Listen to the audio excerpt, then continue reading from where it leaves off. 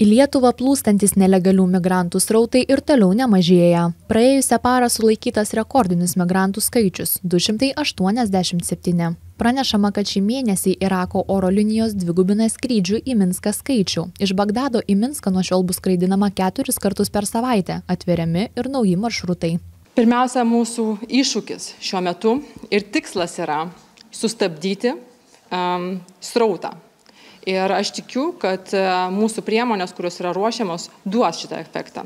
Bet žinome, mes ruošiamės ir suprantame, kad situacija darysi sudėtingesnė. Pirmadienį migrantų krizės klausimus premjerė Ingrida Šimonytė aptarė su Vilniuje viešinčia eurokomisare Ylva Johansson, kuri atsakinga už vidaus reikalus. Premjerė prašo aktyvesnės pagalbos, kalbantis su Iraku dėl kelionių į Minską mažinimo. Didžiausias lūkestis, žinoma, yra ES galimybėms išnaudoti savo derybinės pozicijas su Irako vyriausybė, turint minty, kad didžioji dalis nelegalių migrantų, kurie kerta sieną, kilę iš Irako. Ir tiek mažinant srautą, tiek sprendžiant klausimus dėl readmisijos, tiek ir randant svertų įtikinti Iraką vykdyti savo tarptautinius įsipareigojimus dėl savo piliečių susigrąžinimo. Nemažėjant migrantų srautams, Ingrida Šimonytė sako, svarstoma prašyti pagalbos apgyvendinti migrantus kitose ES šalyse. Svarstoma, bet kol kas negaliu pasakyti, kada valstybė kreipsis su šito prašymu, bet jeigu situacija taps sunkiai valdoma, žinoma, kad prašysim tos pagalbos.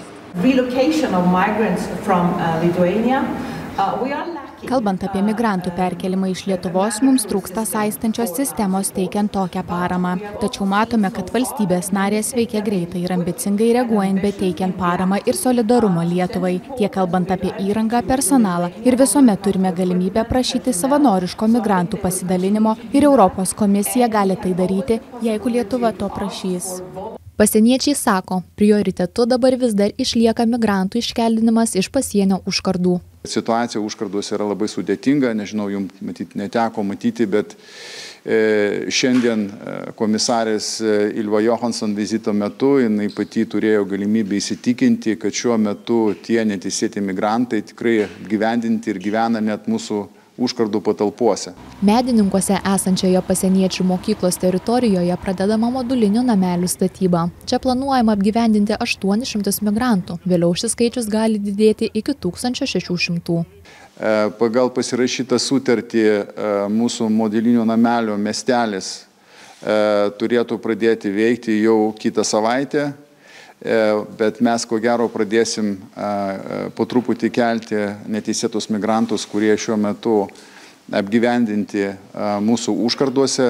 Šiemet sieną iš Baltarusijos į Lietuvą perėjo beveik 4000 neteisėtų migrantų. Vidaus reikalų ministrė sako, kad iki metų pabaigos Lietuva gali sulaukti 10 000 nelegalių migrantų. Reporterės Enrika Getsaitė ir Dominika Bukšaitytė.